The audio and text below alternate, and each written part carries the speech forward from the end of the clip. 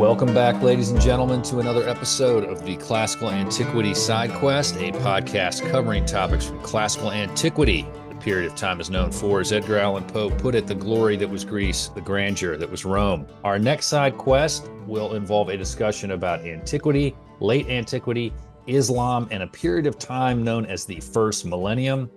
Don't really have to look that up. It's kind of implied. And our guide for this side quest is a returning guest, Dr. Rhiannon Garth Jones, who we all remember from the episode in which she came on and discussed her book, All Roads Lead to Rome. If you haven't listened to that yet, stop listening to this now. Go back, listen to that, then hop back on this episode, and you'll be fully caught up and prepared. So, Dr. Garth Jones, how are you? I'm good, thank you. How are you? I'm cold. It is February 23 that we are recording this, and it has returned from a fall spring here in Virginia to 30-degree weather outside. It was in the 20s this morning. It's been windy. The audience can't see this, but I do not have the hair for this type of weather, genetically speaking, and I'm very cold. But other than that, also this room that I record in is the coldest room in the house, as near as I can tell. But whatever. So other than being cold, I'm good. Everything here in Roanoke is relatively calm, unlike some other parts of the United States. But I can't really complain. Well, you can complain a bit about the cold, I guess. I would say we are also. I would prefer to call it a fall spring just so as not to get my hopes up, but it was like fully 4 or 5 degrees warmer today. It's in Celsius, which is a bit more for you than it has been recently. And I was very excited that like the level of layers I needed to leave the house this morning was like a reasonable one instead of one that like actively weighs me down. So, I know what you mean. Yeah.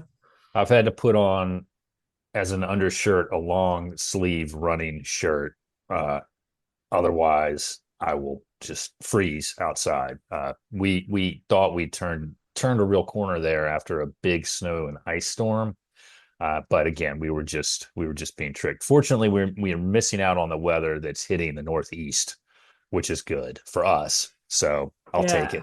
I'll take it. You're But it is not cold. not to sidetrack us immediately, but we're both wearing sports hoodies, I think, here of English football teams. Yours is an Everton one. Am I looking at that right? You're correct. And just so everybody, and what are you wearing by chance? Burnley. Mine's a Burnley Football Club one. This is my Okay. stay warm hoodie while I work. So my son would appreciate this part of the conversation. He got big into English Premier League soccer. He's a Chelsea guy, Yeah. and Oh, I didn't really, yeah, unfortunate. I didn't grow up really around soccer. It wasn't a thing. So I Right. just found a team to kind of be part of his Yeah. fandom thing, to have discussions with him. So that's why I have this. We bought this before the now illegal tariffs were enacted. So Right. saved us a little bit of Uh, money. But yeah, uh. I don't keep very close with it. I think Everton's middle of the pack this year. Where's your team? Oh, we're absolutely getting relegated. But I made my peace with that some time ago. That's fine. I just thought it was quite an. I listen to this podcast fairly regularly, so I do hear you talk about sports. I just never heard you talk about English soccer before. So. Well, there's a reason. One, I'm also not using the right term, but two, it's just not something. My wife played a lot of soccer and really Right. enjoyed it. My daughter plays soccer, but it was just not something that we played where we grew up. So if I'd grown up in the one town over where the university was, they had a really good soccer team. So a lot of the kids in that town Right. were soccer fans because of that, but it just wasn't a thing where Oh, we were. I mean that's absolutely how it works as well. Like I use I so like in a to sort of drag us back to the podcast, I use sports quite a lot actually to explain concepts to my students. Otherwise, they would sort of struggle with a whole range of things. And one of the things we were talking about just last week is like how where you grow up quite often dictates not just your team but like your sport more broadly, right? Like sometimes you get it from your parents or like older siblings or whatever, but a lot of the time it's just my town is this type of sport, right? Like you get one choice or you're looking elsewhere. So yeah, I get that. Yeah, I think Everton plays today actually, or they might be playing now. I don't Oh, have a GMT watch tell your on, so son. Burnley played Chelsea on Saturday, and we got a very surprising draw. So laugh at your son for me, maybe in a oh, nice way. that's what he was ticked off about. Yeah, he said something Yeah. about we were out of town, so we were coming back from a comedy show in Raleigh, North Carolina. We had gone down there to see this comedian who, if you like really dark humor, really dark. His name's Anthony Jeselnik, and I was surprised he was performing in Raleigh. He's kind of big here in the States. And when we got back, he said something about he was upset about something with Chelsea, but when you get back and you're kind of putting everything away, you don't Yeah. miss everything. But that must have been what he was upset about. I think he might reasonably have expected to win that game. I'll be honest. I was extremely surprised that we even got a draw. So yeah. Yeah, he's been upset Anyway, about Chelsea all year. He did start, and I need to find the name of it just to plug this right here. Him and his high school buddies started a podcast called the Banter Bros, and they talk about Premier League soccer. I know they have one episode up. I don't know if the second one's come out yet. From looking at it, it looks like not. But anyway, so like and subscribe, Banter Bros dash podcast or hyphen podcast. Go to YouTube, like and subscribe. Anyway, so we'll trash talk him appropriately when he gets home from school. that's But right. until that happens, let's talk a little bit about, and this kind of sprung out of our first conversation and the book you wrote, and me jumping out of my Rome, Greece comfort zone to get a better understanding that antiquity is sort of improperly or artificially confined just to Greece and Rome, and then you forget about how it stretched into, or the empires, kingdoms, city states, whatever that made up that time period and existed in that time period, also stretched into areas of today that we don't really think about as being part of that world. And one of the things that we wanted to talk about, and having you being kind enough to come back on, are the connections of antiquity and late antiquity to Islam, which, full disclosure, area of history of time I know very little about. I took something about that, I think, in AP World History in high school, but that was about it. So I am a noob. I am completely unaware of this topic. And so before we get into going over some of these connections and similarities, I think we should probably define a couple of terms. Let's start with late antiquity. I think we all know what antiquity is, but late antiquity, we've talked about a little bit on the podcast. Can you define that term for us as we're going to be using it today? Yes, although actually, if I might just go back a little bit to define antiquity because I think it helps to be really clear. You actually define it beautifully, I would say, in the opening of this podcast, right? When you talked about it being ancient Greece and Rome, because the thing about antiquity is it always kind of has this like silent classical at the start.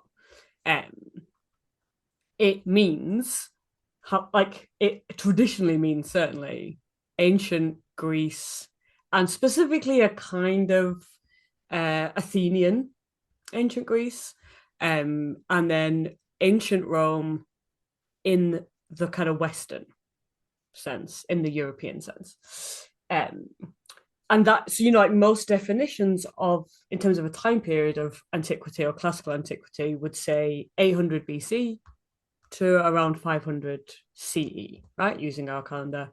And that's why. So this isn't ancient history, because if you were looking at like ancient history more broadly, you'd be looking at Mesopotamia and Egypt and China, right? And we would be talking like 5,000 years BC to, again, maybe like 500 CE, right? But so it has a very specific geographical focus as a period of time, for very specific reasons that we'll get into. And the kind of basic standard structure is you have antiquity or classical antiquity, then you have this kind of terrible break or rupture, and you get the medieval period, and then eventually you move into the kind of Renaissance, right? All of this is very European focused, obviously. But the main thing I would say, like from that, is late antiquity as a periodization that kind of only makes sense if you understand medieval to be this kind of negative, um, this kind of negative period that's very much an abrupt change, right? So like basically the logic is you have the fall of Rome. We might come back to that, and everything in Europe is absolutely terrible for ages. Not to be too kind of unnuanced in it. And what late antiquity is doing is saying there's actually a lot of continuity. This is a period of transition. Um, it's a much more kind of positive framework to look at things, I would say. Um, Geographically, it's more focused on the Eastern Mediterranean, um, and it emerges kind of within art history as a discipline because one of the places where you can most obviously see all of these continuities without really any expert training is the art and architecture of the Eastern Mediterranean. And so, as a time period, it kind of means like the 3rd century to the 7th or the 8th, depending on how you want to do it. But I think the main takeaway, right, is that late antiquity focuses on transition and the slow process of evolution and like agency and a positive framework. And medieval is like everything is terrible and passive, and it's a really abrupt change. Yeah, the time and dating of it seems to be a real interesting academic discussion. It seems like every article I read has a slightly different time period on it. And I don't think we need to get into that element of it today, but it is interesting Yeah, to see kind of the debate that's raging about when I should would we just put these I would fence just posts say in. like any kind of part of the reason I wanted to go back and start with like classical antiquity and the medieval period versus like ancient history is any time period is like constructed, right? Like it's a category that we create to make sense of something. Nobody is out there like, oh yes, I am living in the late medieval period, or like this is the end of antiquity. Like like that's not how we generally think of ourselves, or certainly we have no evidence that anyone in the past is doing that in those terms. Um, and basically, I would say you can sort of use whatever date and terminology you want as long as you articulate why you're doing that, right? The problem is that some of these categories are just taken for granted, and they just become kind of so like widespread and so normalized that they seem neutral when they're not. Um, and so a lot of the kind of debate, there's the really academic debate of like, well, I think this year is the crucial period when this thing changes or whatever, and that's all very fun and good when you're into it. But for the point of view of this conversation, I would just say they're all constructed.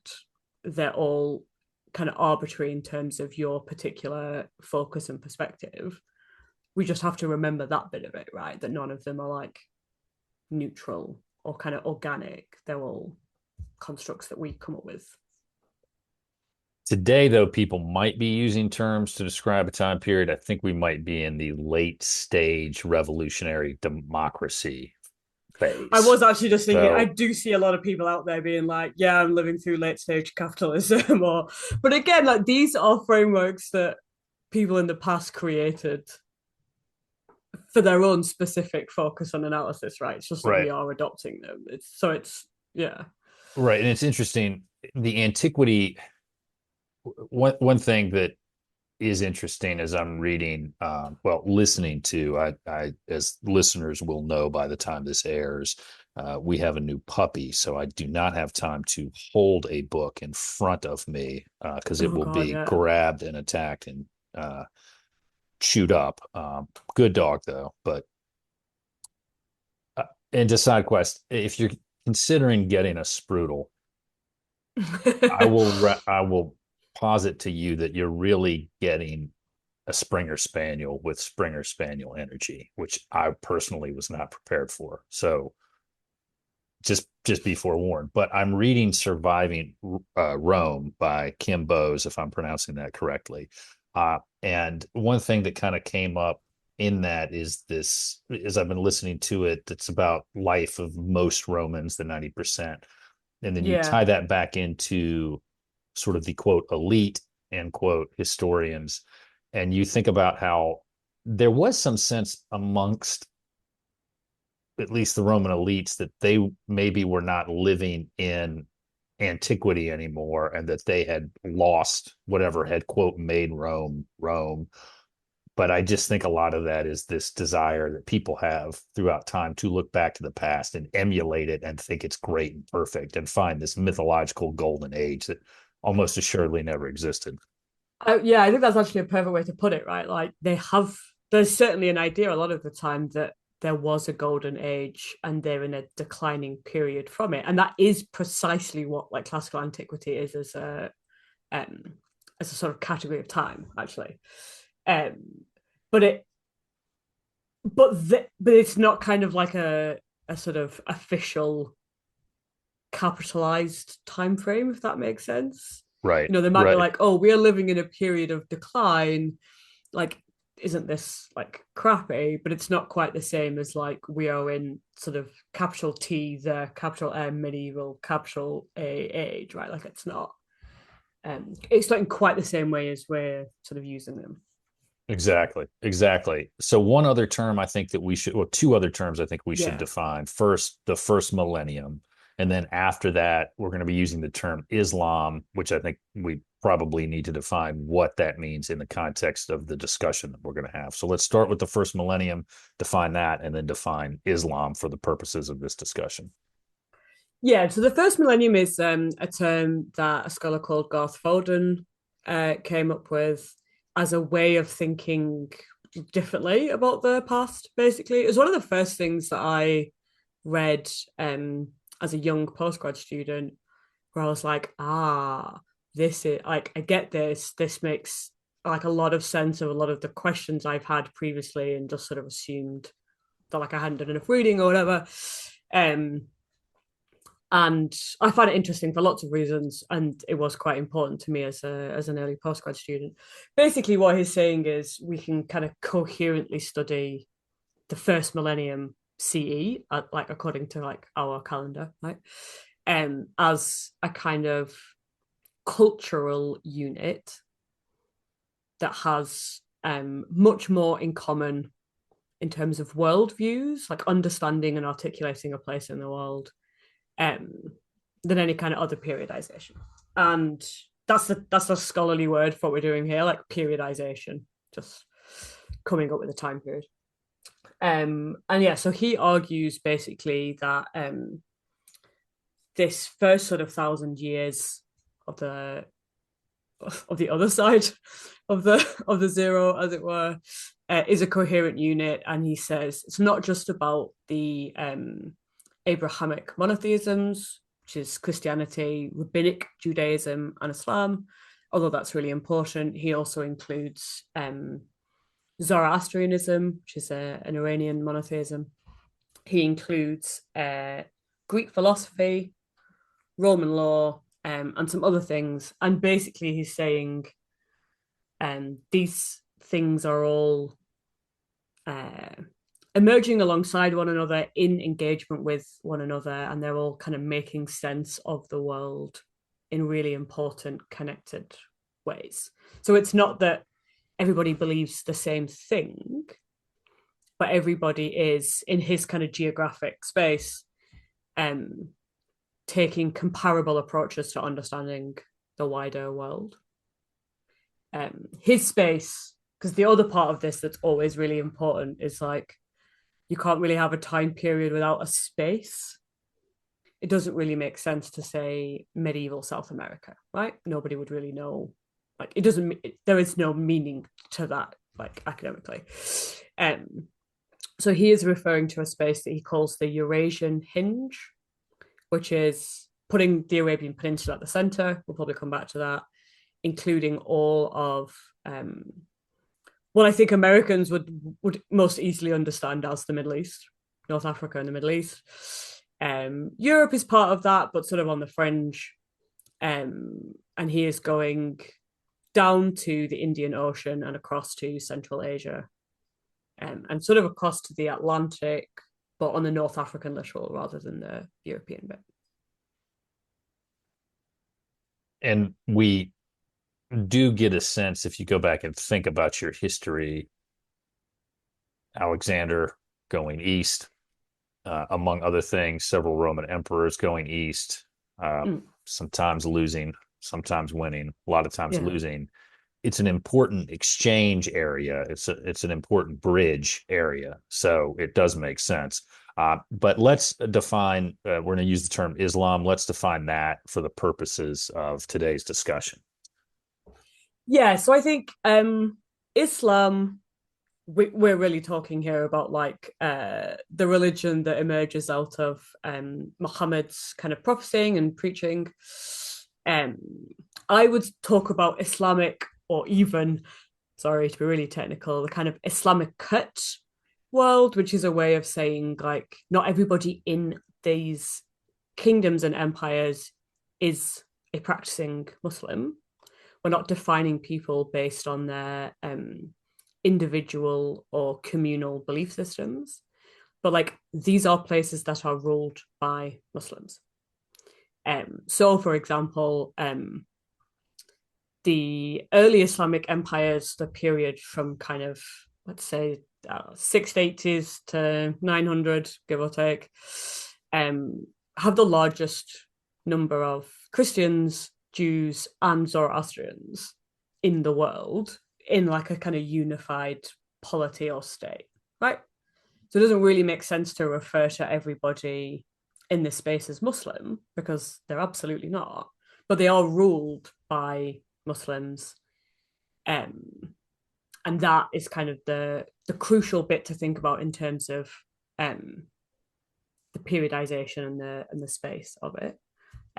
If I was going to say Muslim specifically, I would be talking to like people who believe in the tradition, who take Muhammad as a prophet, and who practice Islam as a religion.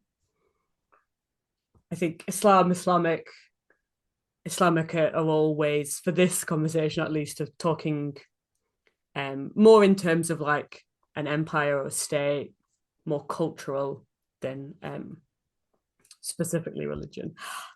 My teacher brain wants to unpack all of these terms much further, but I think for now that's probably like enough for us to work with. We can get back to it if we need to. Right. Now let's talk a little bit about the Islamic kingdoms, Islamic empires, and how historians and other disciplinarians tie them into antiquity, because based on our definitions, clearly separate. But what about late antiquity, where we do start to see things transform, evolve, whatever, past what we would traditionally think of as the bonds that existed in the Greco-Roman world during antiquity, which, as we know, did come down into the Levant and the Eurasian Hinge? Yeah, so I would answer this actually by saying I encountered Garth work and his like idea of the first millennium as a student of religion, right?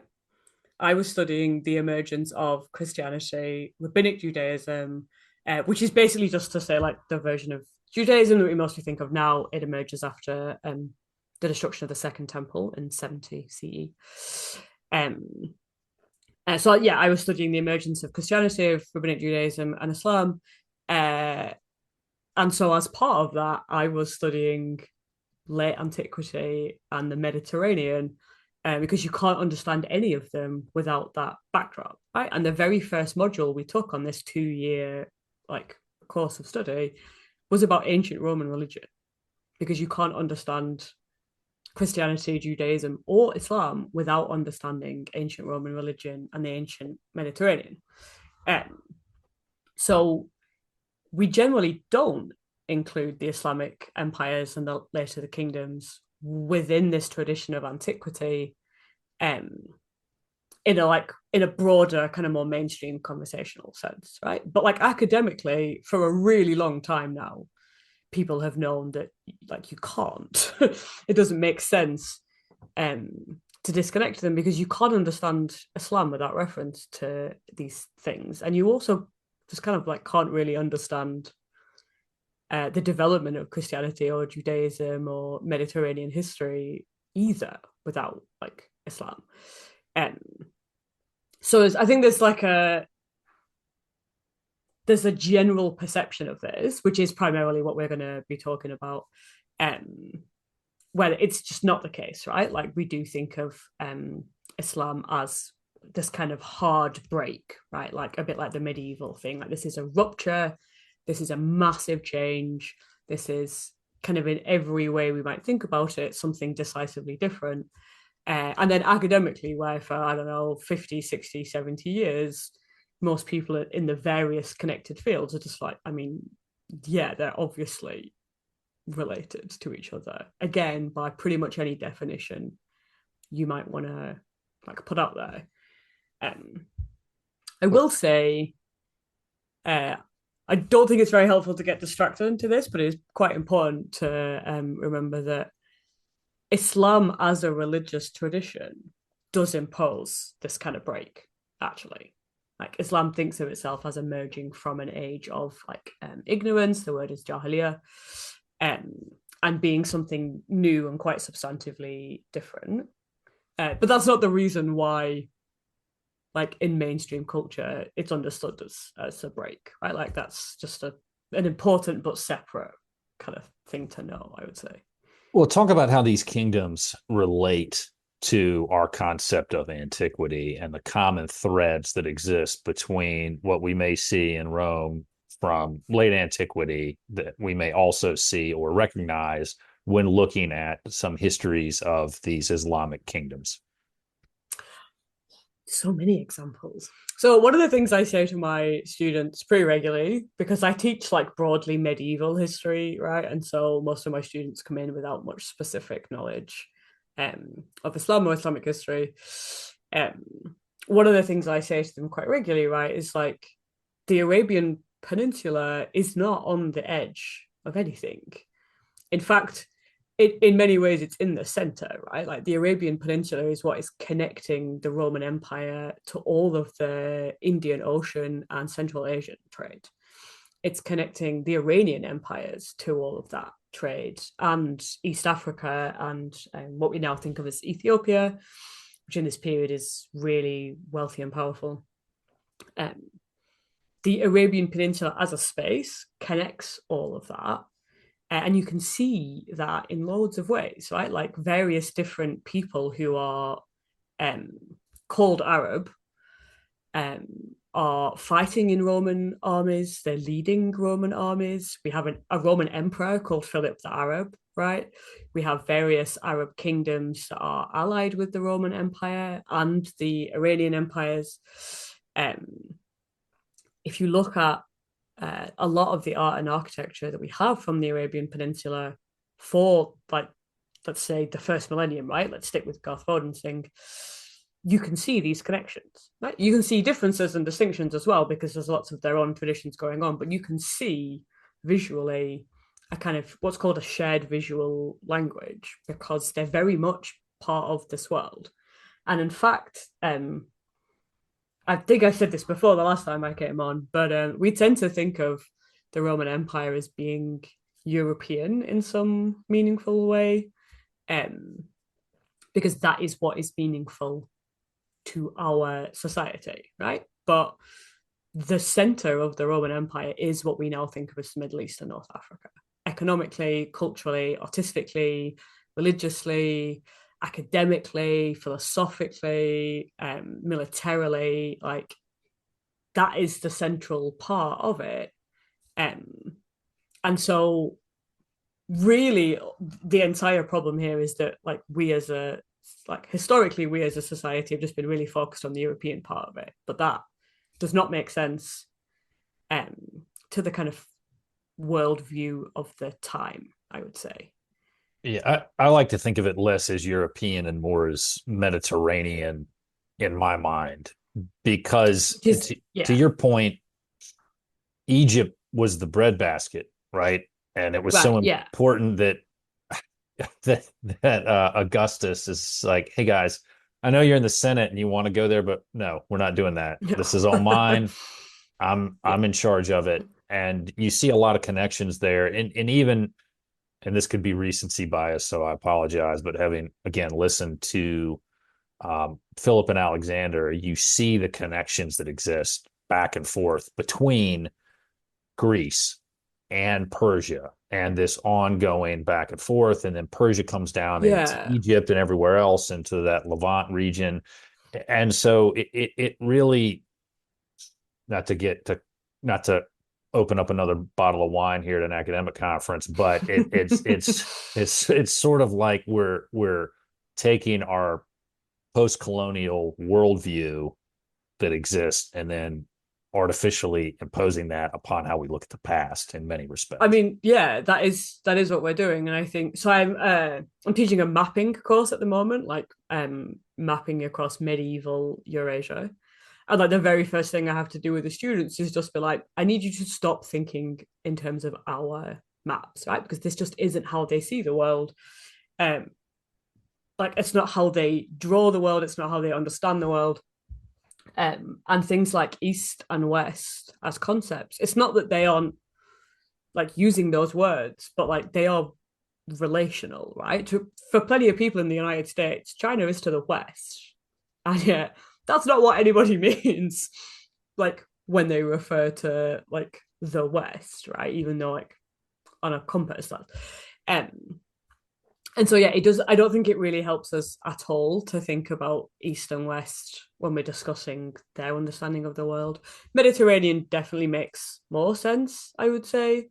But I do think it's important to remember there's a reason, right? Well, to your point, why um we can't sort of disentangle Greece and Persia, right? Because a lot of what we call Greece is on modern day Turkey, and the center of all of this, I would say, is not just the Arabian Peninsula, but kind of West Asia, right? So the Middle East, I think, as you might sort of term it, that's what's in the center of everything going on here. The Roman Empire is also obsessed with that kind of part of the world and its territories. That's where they're looking. There's a reason that the senior emperor, when there's more than one, is always the one in the east, right? Like, um, and so I think once you start just like getting your head around that conceptually, then it becomes a lot easier to see Islam as part of this kind of ongoing world, right? Because certainly in terms of geography, like why wouldn't it be?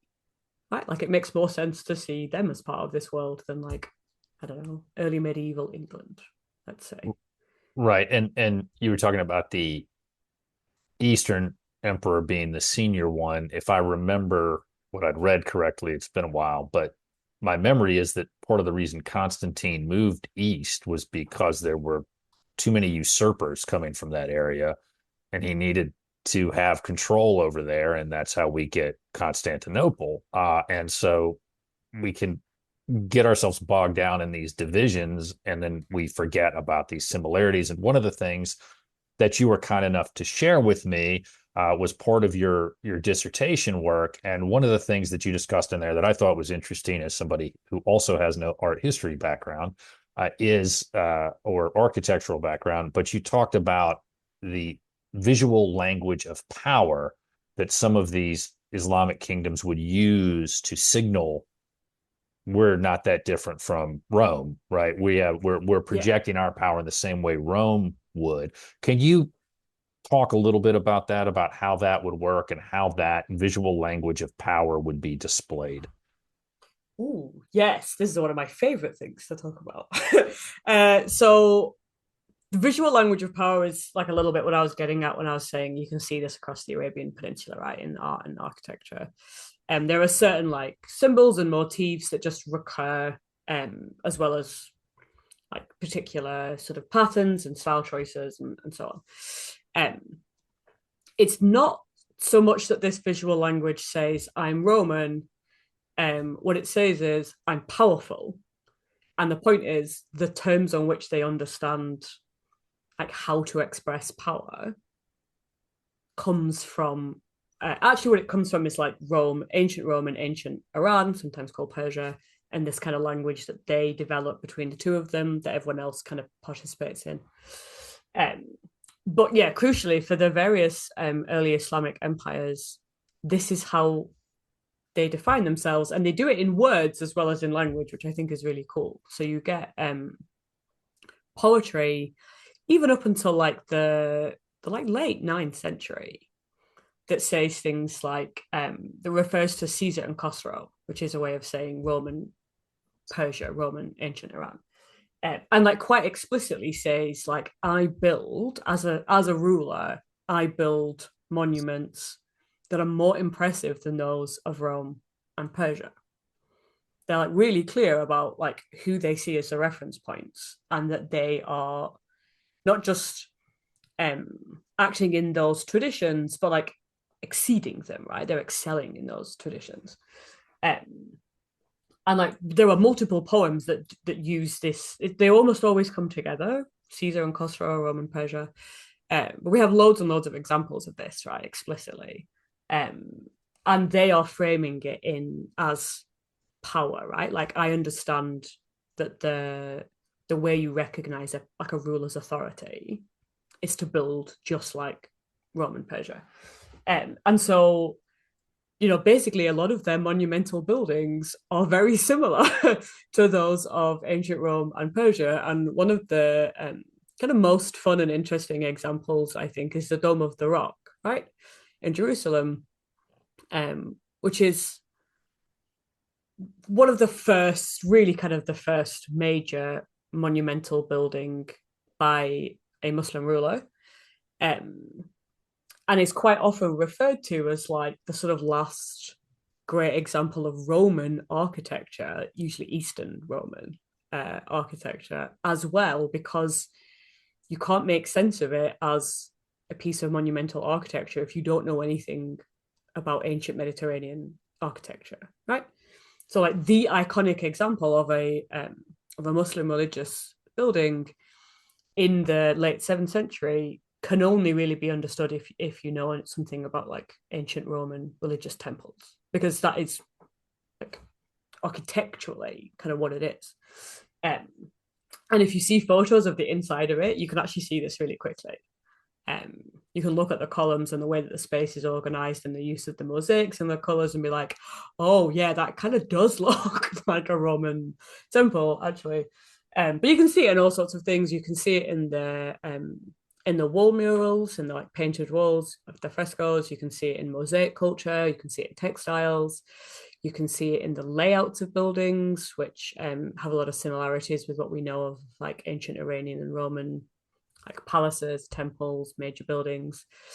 And you can like read it in how they describe those spaces, right? Like, and I think that's really, it's such a simple, easy way to express it actually, that like their praise poetry, because this isn't just like a poem that you or me are making up to entertain people at a party. This is like a praise poem, multiple praise poems being made by like court poets to the ruler in front of his like imperial court to say, you've demonstrated to everybody how amazing you are, even better than ancient Rome and like ancient Persia. Oh, so they're like the Pam Bondis at congressional hearings, talking about how the Dow's over 50,000 in a hearing I about mean, an international I child sex scandal. yeah, I kind of want to give them slightly more credit, but that is probably correct. Yeah, Right. they are, they have a very specific audience for this, right? Like it's not they're playing to the room, and the room is the ruler. So yeah, Right, yeah, in that right. sense, And yeah. remember, if it's an obvious hoax, you should definitely redact 90% of it because it's just a hoax. So why give everybody evidence of the hoax? He said sarcastically. Um, so So in this first millennium, I want to go back here a little bit. We've Mm. covered a lot of topics, but in this first millennium, we're talking about essentially viewing a time period that sees Rome officially become, well, I don't know if officially is the right word, but we accept that by that point, Rome is an empire as opposed to just a series of largely military dictatorships. Um, and then it encompasses late antiquity, what we think of there, and the evolution of or the coming to the scene of the Islamic world. But how do we tie these things together? Because your natural instinct, I think, would be to say these things can't be interrelated. But then when you kind of get down to the nitty gritty and the nuts and bolts of it, you do see a lot of commonalities. Yeah, I mean, so I think trying to think of again like quite easy to sort of connect with examples. But if you think about like one of the arguments actually that Garth uses here is like how much the various different peoples that he's talking about care about Aristotle, right? um, I would arguably too much. As in, like, I would say arguably they care about Aristotle too much.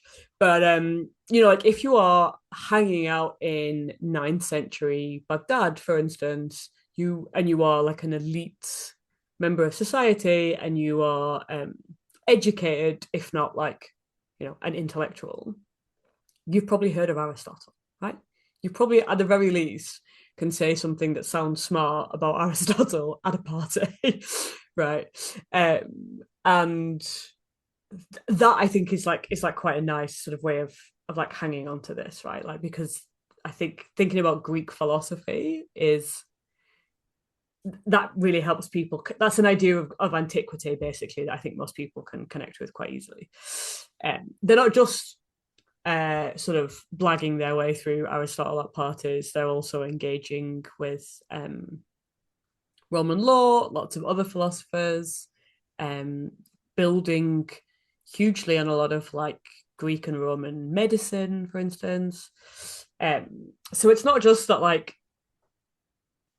the buildings that like elite people are occupying would reflect an engagement with like what we're calling antiquity, right? But so would the conversations, so would the training, so would their formal education systems.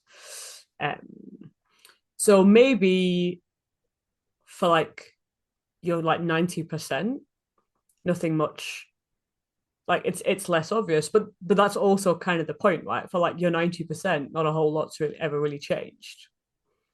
And at the top 10% where primarily but that's what we focus on when we study this stuff, you can see a huge amount of similarity.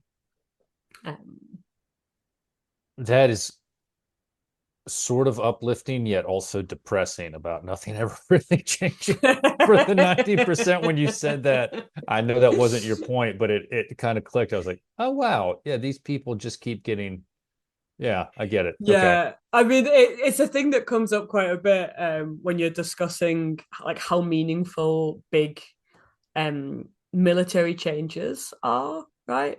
Um, and some of the textual sources we have that describe like the Arab or the Islamic conquest, depending on how you want to call it, would indicate that like quite a lot has changed, right? But then when we look at the material culture, there's just basically no evidence for that whatsoever. So there's And it does really reflect like a kind of elite perspective. right. So even through this very long period, there's still common connecting threads, be it pottery, be it uh, philosophical or legal basis, and to some extent, a religious commonality between the people of these regions. They're not as, you know, diametrically opposed to one another as we've sort of created through this artificial historical viewpoint. Yeah, so it's not that like if you look at I don't know the year 999, right, and the year like versus the year one, these are obviously our years, right? They're not theirs. But like if you took the kind of the extreme ends of this time frame that Garth Fordham's come up with, you would obviously find like some quite meaningful changes, even if you just pick various places around this sort of space. but yeah, you would still see a lot of commonalities, right? Like you would still see a lot of these similar visual motifs. People would still be using a lot of the same frameworks. And I think if you want to like move it a bit into the religious traditions, there's still a lot of people. I can't certainly by like the 9th century, maybe later, like they sort of treat each other as heresies, right? So there are Christian writers who will include Islam in a list of heresies. And there are Muslim writers who will include Christianity like as a heresy, right? Like, um, it's not that everybody sees it in those ways, but like there's a very clear sense of um, we understand the terms of the debate here, and there are debates, like lots and lots of them. Uh, and that's part of the reason why Zoroastrianism is important to like how Garth is thinking about it, is because that is also a monotheistic tradition that's very much always culturally, textually, although it's difficult for us to see it, visually connected with Judaism, Christianity, and Islam. So if you met someone from those religions and you had like even a vague bit of like kind of training in your own, you would be able to talk to them. You would be able to like, you might strongly think that they were wrong, but you'd be in the same kind of conversation, right? Whereas I think if we were to say, this feels dangerous to like we're getting into a horrible sort of joke, but like if you have like a rabbi, a Christian priest, a Muslim imam, Look, it's Trump's era. You can say anything you want. Nothing is you know, off the table. if they're in like a hypothetical bar, right, and you had like a Buddhist leader come in, they might be more confused by that, right? Or if you had I don't know, like a kind of polytheistic shaman, right? Like they would find that distinctly different in a way that they wouldn't necessarily see themselves, right?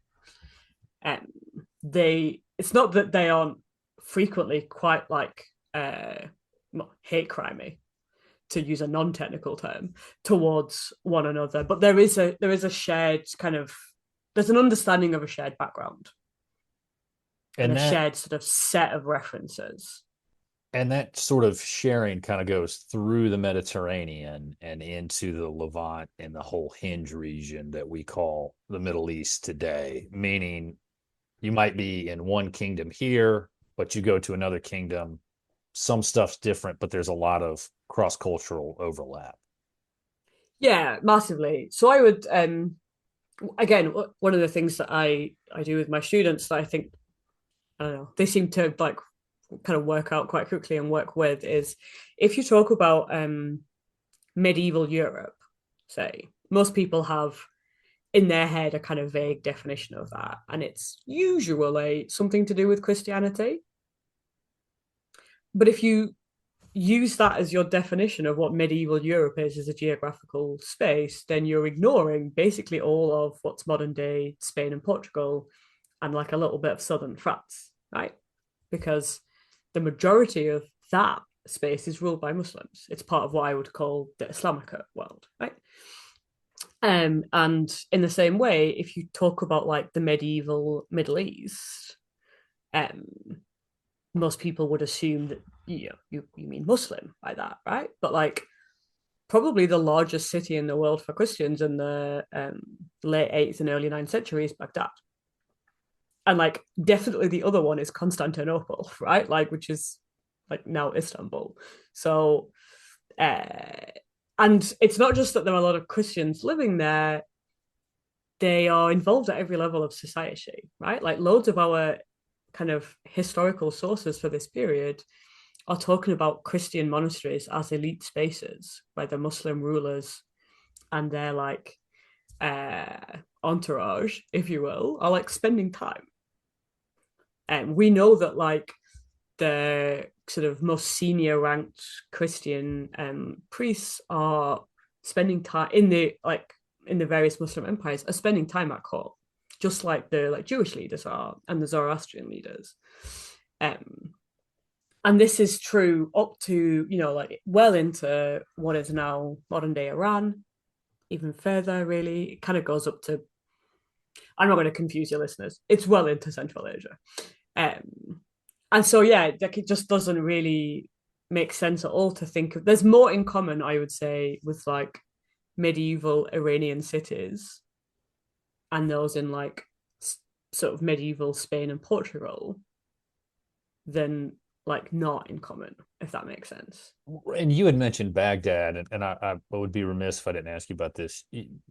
One of the, I can't remember if it was in your dissertation or one of the other texts that you sent me, but you talked about how one of the Islamic kingdoms setting up shop in Baghdad was kind of a big deal, and it signaled a little bit more of a metropolitan framework than we might think, again, using our post-colonial world glasses to view this time period, right?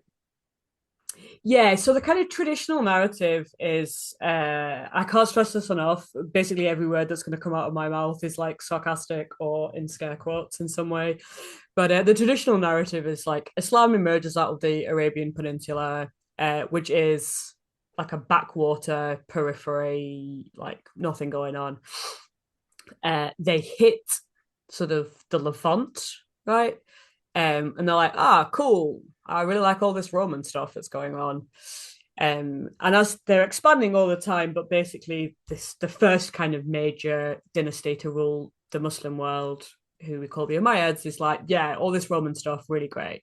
Our capital's in Syria, and we're like just kind of obsessed in a very derivative way, but like obsessed with ancient Roman stuff.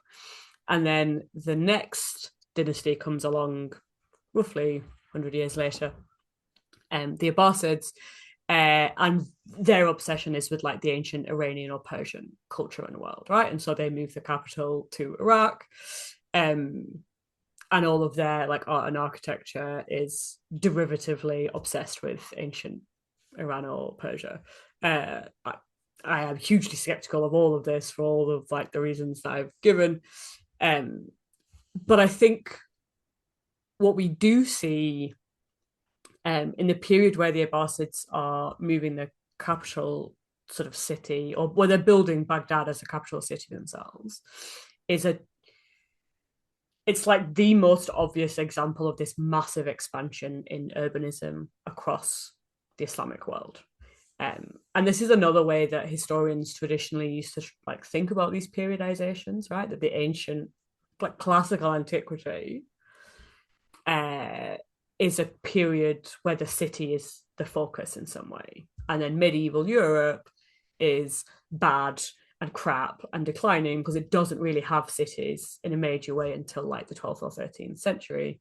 I don't think that's a great argument, but if it is your argument, then like, you know, the entirety of North Africa, Southwest Asia, Central Asia is filled with massive, thriving, wealthy cities, all of which are like really connected with each other, and doing a lot of the stuff that sort of this like we societally consider to be impressive and exciting about the ancient Mediterranean, right?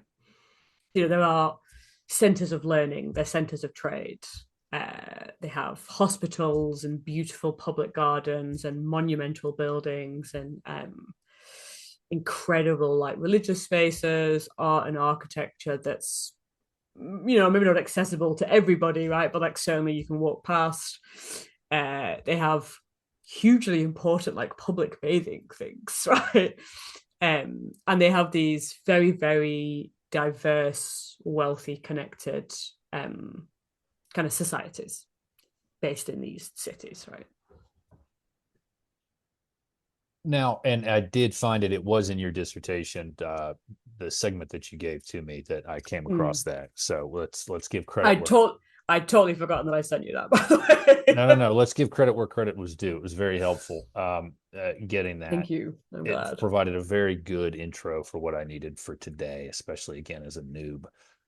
So let's a couple other areas that I want to close on here is we've talked a little bit about how these areas and these kingdoms and these time periods have commonalities.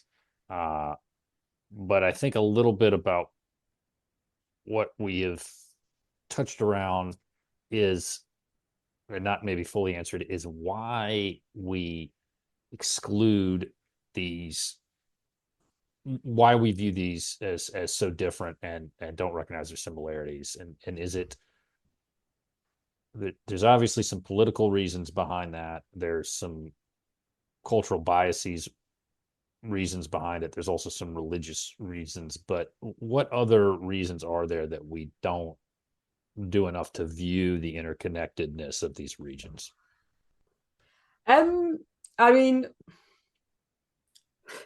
I would like to give a sort of, I don't know, not a more sophisticated answer, but like, I mean, the kind of the long and short of it is just like it wasn't convenient, right? Like we use classical antiquity as a shorthand for good, right? We mean civilizationally, culturally superior, um, and like therefore it sort of needs to belong, if you will, to like only really one civilization or culture or society. And so this is a bit like last time when I sort of said like about like why people are obsessed with Rome. Like Rome is a shorthand for power, and in this case, like antiquity is a shorthand for like the best version of civilization or culture and society.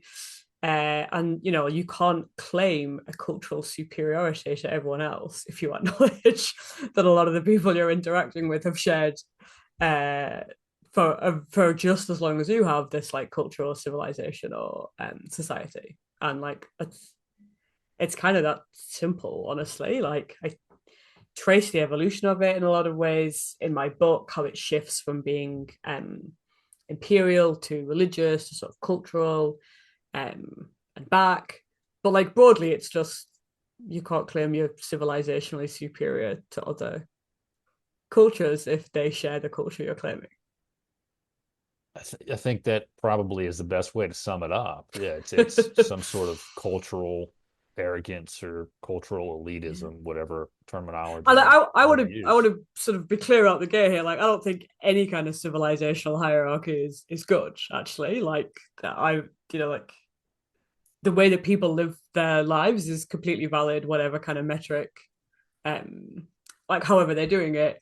But we have generally, as a society, in like sort of scare quotes, the West, like French, German, Spanish, English speaking worlds, really, really privileged the idea of ancient Rome and ancient Greece, or a certain idea of ancient Greece and ancient Rome as the best culture or civilization going. That's how we define ourselves as different from everybody else.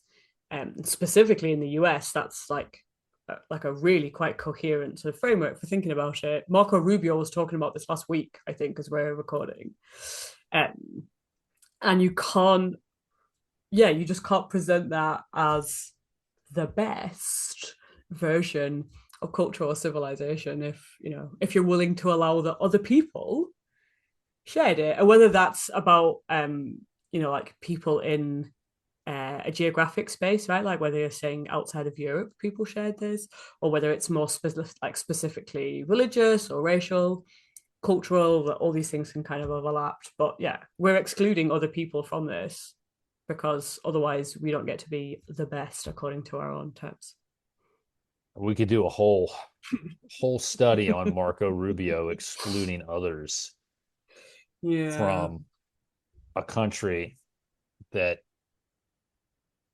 Yeah. I his mean, his people came to as a result of the government you choosing can, to take yeah, people in and support them financially and help them get you can set up. you can And absolutely see exactly this sort of thing happening in definitions of who gets to be American, who gets to be British, like from my context, or you can see exactly the same kind of process at work. It's just that this one's a lot older, right? And so it's sometimes less easy to immediately identify that people have been doing it because it's just sort of more ingrained. But yeah, yeah, honestly, there isn't a better reason than that, frankly. yeah. So just reminder on Rubio. His parents were Cubans who immigrated to the United States in 1956. Oh, nice. Just keep that in mind. There is a good, to side quest here, there is a good study that can be done about the aggressiveness of the United States in bringing over a lot of Cuban refugees. and providing a lot of help and support to them, and how a lot of these folks who, like Rubio, are all in favor of excluding others from this country that they are a part of. So we could spend a lot of time mentally examining that, but I don't have the liquor in my house to make it through the frustration that I would experience doing that. So Yeah. we'll skip that. We'll just end by me saying Marco Rubio is awful. So Hard agree. yeah, he's terrible. So closing matters here. Could you give us a good book to read? It could be any book of any type, any subject matter.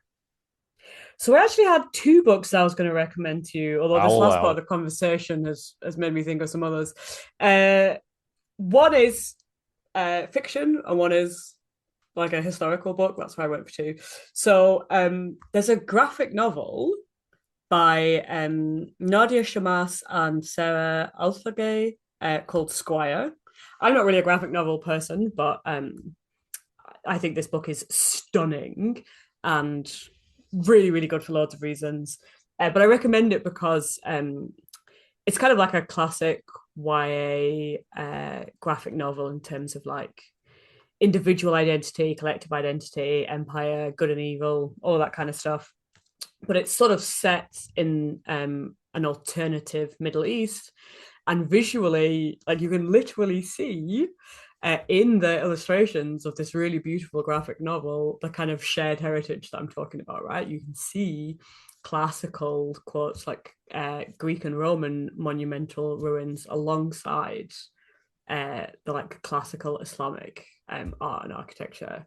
And so I just think like visually, I think it's really great on its own terms, but it is stunning aesthetically, and I think it does a really nice job of like literally illustrating what I'm talking about, which is why I wanted to suggest that.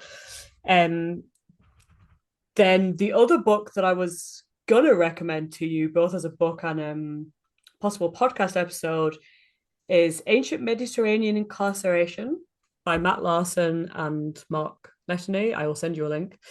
But I think you'd really like it as a lawyer interested in the ancient world, because I think it would bring together a lot of your interests.